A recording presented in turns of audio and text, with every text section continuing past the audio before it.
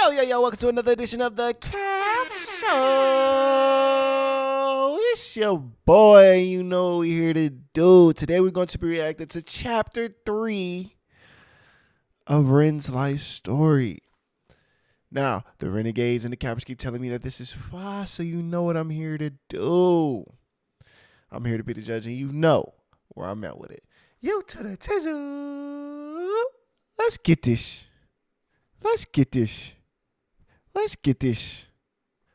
Lego. My therapist was scowling at my weekly anxiety and depression scores like a detective trying to crack a particularly stubborn case. There were no signs of improvement, and the scores followed no real measurable pattern that were consistent with bipolar. After nearly 2 years of talk therapy and taking enough medications to fill a pharmacy, he sat down with me and he dropped the bombshell that he didn't think that I had bipolar. In fact, he said that he didn't think that I had depression at all. And it was a very odd thing to be stripped of an identity in an instant. The reality was that a 20-minute in and out consultation 2 years ago led to 2 years of swallowing pills that I never needed and devoting so much of my time to managing the condition that I never actually had. The emotions inside me swirled around. Man, what the hell? We ain't even a minute in and I'm already mad, bro. So what the fuck? Like what the bro? What the fuck they be having going on over there, bro? That's what I really want to know. Like what the fuck, bro?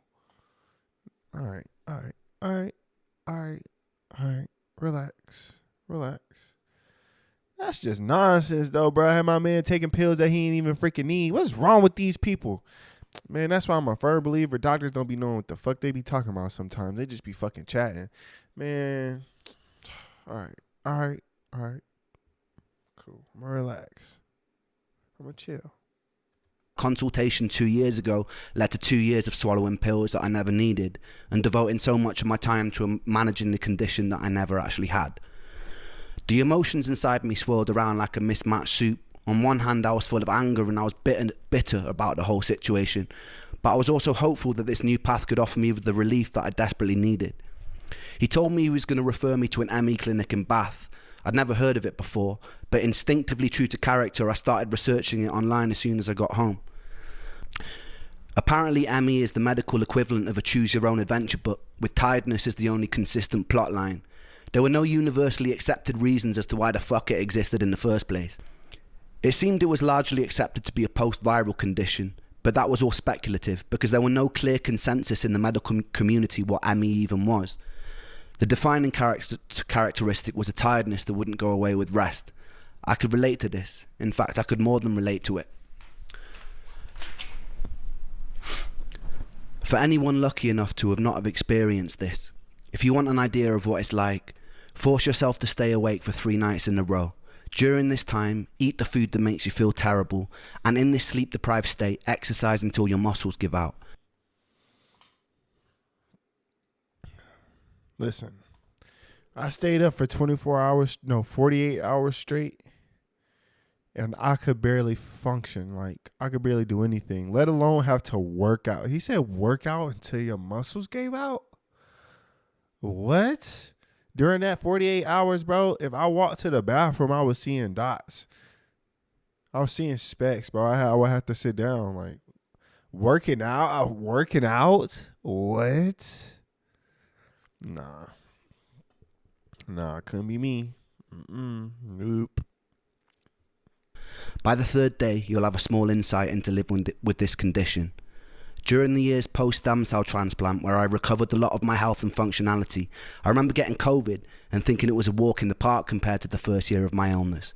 The difference was COVID lasted about a week. The thick of my illness lasted 8 years, and it only was getting worse. I pinned a lot of hope on going to that first visit at the ME clinic. It was a 6-month waiting list. God bless NHS wait times, but 6 months, bro. All right. I was all right, cool. So part 1, he talked about that, and so this is 6 months later. Damn. So by the time chapter 3 come, it's 6 months. All right, cool. I felt excited to be surrounded by people who would understand me, where I could climb out of this nightmare. But my hopes were pretty quickly crushed during that first visit. I remember walking into a space that looked like a disused classroom where a bunch of people on chairs were sitting around in circles like Alcoholics Anonymous. I could feel a sense of camaraderie and that we all felt like dog shit. We were all confused and we were all desperately wanting to feel better. I believe at the time I was probably the youngest in the group. The group leader waddled in and handed us all a booklet that looked like a school timetable. She then sat us down and told about this new revolutionary technique called pacing, where you write down and track everything that you do in a day, and then you do it less. And then with time, do it more again. The theory being that you have a limited bucket of energy compared to normal people, and you need to protect that and gradually push it. I thought this sounded pretty stupid, so I raised my hand. I told her about the pain in my body. I told her that my muscles twitched constantly. I told her that my bones ached. I told her that my mouth was dry. I couldn't focus. That some days they'd be without mercy and I'd be trapped in bed for the whole day. But the days that I wasn't, I wanted to make the most of it. I wanted to breathe the air and I wanted to live. She told me she understood it's hard, but she didn't really offer more than that. She just pointed at the booklet and told me to follow it. I asked her about things like heavy metal poisoning, about chronically reactivating viruses, about defective mitochondria, about all the things that I read that were linked to chronic fatigue, but she just raised an eyebrow, looked at me like I was a hypochondriac and told me she knew nothing about those things. I remember walking out of the building feeling disheartened and defeated, so much so that my legs buckled as I was walking home. I began to sob uncontrollably on the side of the road. An old woman knelt down to comfort me and asked me what was wrong. I didn't even really know how to explain, so I just told her that I missed my friend. Despite my skepticism, I stuck to the program for at least half a year, and I kept going for my periodic visits to the clinic, and it did jack shit. In fact, I got worse. I was always getting worse. One thing that particularly struck me about the ME support groups was the pure desperation and confusion. With most other conditions, you're given a diagnosis, a prognosis of whether it's going to kill you, and what you can do to manage it or cure it. With ME, you don't get that. You get an indeterminately long sentence to purgatory. You feel worse than you've ever felt in your whole life, and you're given no explanation as to why, and no signpost pointing the way out.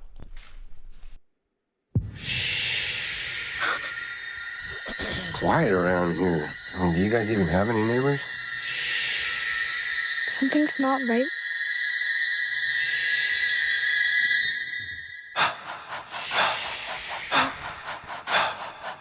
We need to get out of here.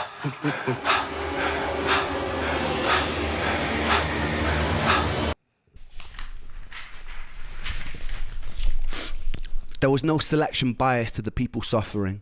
Members of the group were anything from esteemed ex-lawyers to single parents to former athletes. One thing I can say, these people were for the most part all extremely driven and collectively mourning their old lives. There's a stigma that because ME's predominant presentation of symptoms is tiredness, that its victims are just being lazy. I can tell you firsthand that me and every single person I've met with genuine ME would rather run 1,000 marathons than have to live another week with the tiredness and the unrelenting fatigue. We were at war with our tiredness, trying desperately to escape it, and some of us would go to extreme lengths to turn ourselves into guinea pigs to try and find ways out. Suicide was pretty common in those online support groups. Oh my gosh, bro. That's terrible, man. It's fucking terrible. It was around this time I was swallowed into the music industry. I was out busking on the streets one day and I noticed this sketchy, good-looking Mauritian guy with his arms crossed watching me really intensely, as though he was studying every lyric coming out of my mouth. He approached me and asked me if the songs I was singing were mine. I said they were. A big smile was painted across his face, and he told me he just finished recording Plan B's latest record, which turned out to be The Defamation of Strickland Banks, one of my favourite albums of all time. He was looking for a new project to sink his teeth into, and he asked me if I'd come to London to record. We got into it. The whole time I felt dreadful, but this was a lifelong dream materialising in front of my eyes. So bit by bit, when I could, I'd get the train to London and start chipping away at my first ever album. I didn't really let on how I was feeling during this time because I didn't want to sabotage it. There would be times I'd finish up in the vocal booth after doing the take, excuse myself to go to the toilet, throw up from the dizziness I was experiencing, sometimes with specks of blood, and then I'd go back and pretend that nothing had happened. See, bro, and this right here is the difference, bro. But if you want something and you really believe you really believe in yourself and you really want it bad enough, bro, you can have it. Like, people allow their situations to mess with certain things in their life that they could take the advantage of. You know what I'm saying?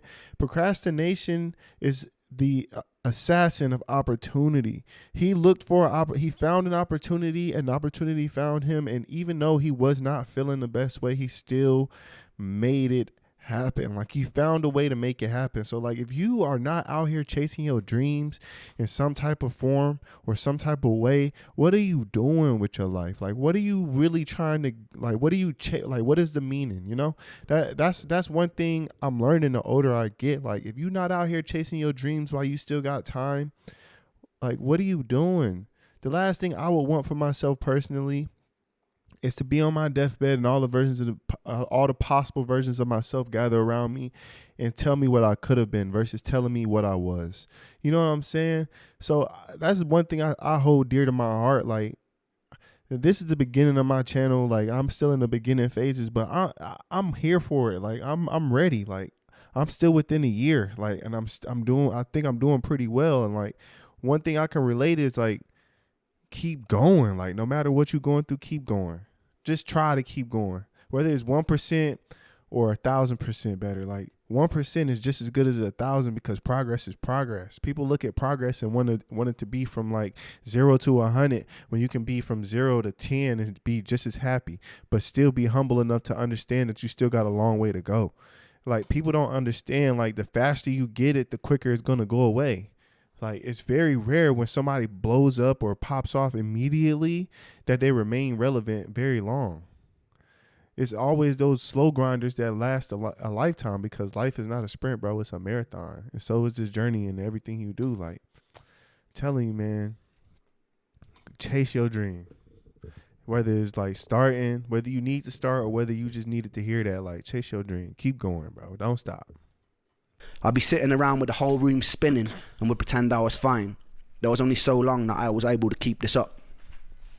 Eric told me it'd be a cool idea for me to start going to industry showcases and start building buzz. Performing live like this was a whole new level of taxing that I wasn't ready for, but I was so ferociously ambitious that I just ploughed through. The usual way it would go is I'd be in the back of Charlie's car, the whole world would be spinning, I'd be trying my best to sleep in it all day, parked up outside of whatever venue or pub it was in London, trying to conserve energy for the show. Sometimes I'd cry a little before I performed. My whole body would be burning. Then I'd brush it off and I'd get on stage and I'd perform as best I could. People would come up to me at the end, pat me on the back. I'd smile and pretend to be charismatic. Then I'd get back in the car and I wish I was in bed and have to endure a 3-hour drive back to Bath from London. There was only a few shows where I could keep pretending. I'd usually be trying to disguise the fact that my body was trembling through the fatigue and pain. Eventually I started crying mid-set. It became blindingly obvious to everyone working with me during that time that something was very wrong. I told Eric that I needed to take some time out. My plan was to live at home with my mum for a month maximum, get my energy back, and come and finish the record. That 1 month turned into 2 months, turned into 3 months, turned into 6 months. I'd pushed myself to total burnout. The distance led to me and that angel breaking up, in part because it was difficult to navigate a relationship when you have so much brain fog, and I didn't know what it was well enough to be able to explain it to her at the time. With a loud thud, I'd been jolted out of a Shakespearean storyline, I lost the record deal, and I couldn't get out of bed. My friends from Trick the Fox never really called to check up on me. It felt like the whole world was moving at lightning speed without me. I had this amazing opportunity right in front of me, and I was chained to the floor. I was alone, I was sick. I wished that my condition would get it over with and kill me, but it wouldn't, and it felt cruel that it wouldn't. It just let me rot in bed. The whole world would continue to turn, and I would rot. In the next episode, I'm going to tell you about a fight with a television and losing my anal virginity to an 80-year-old man. Hey, yo, what the fuck?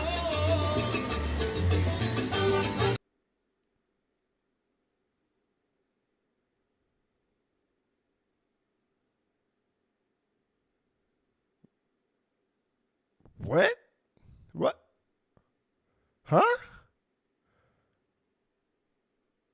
What the f? Stay tuned for that. What the f? Ren, what the f? Alright. Alright. I just got one. Alright. Fruity Fun Fruit Loops.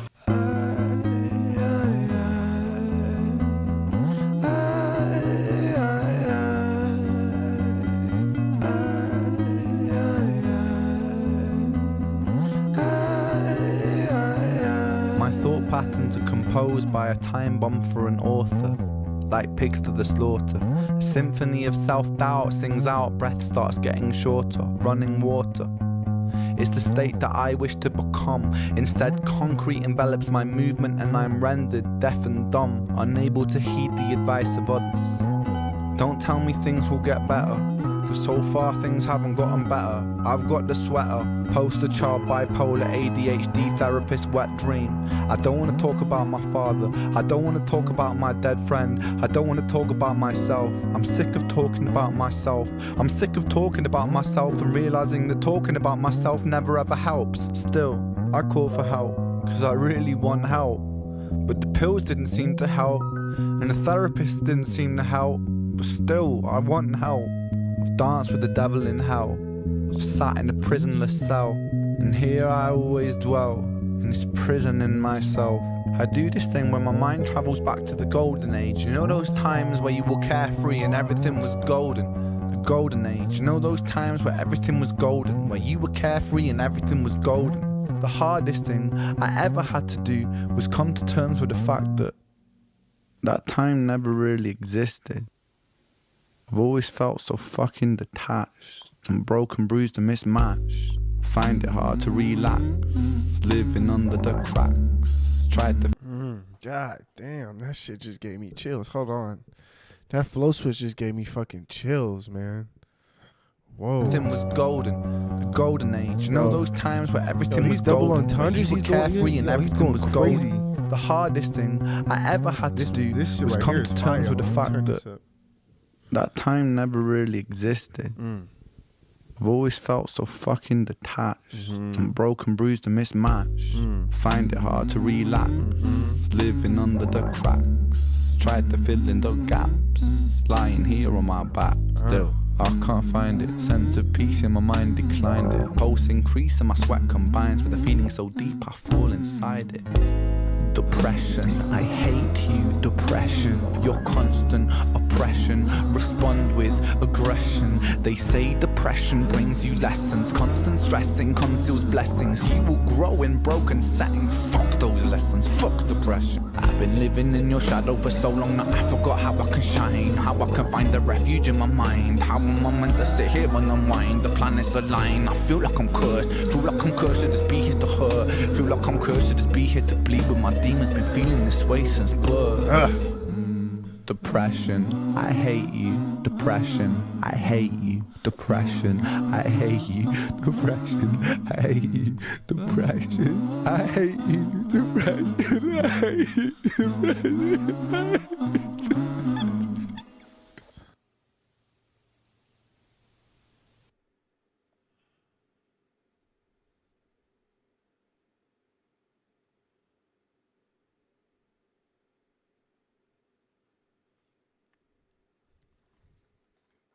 Yo, this song was fire.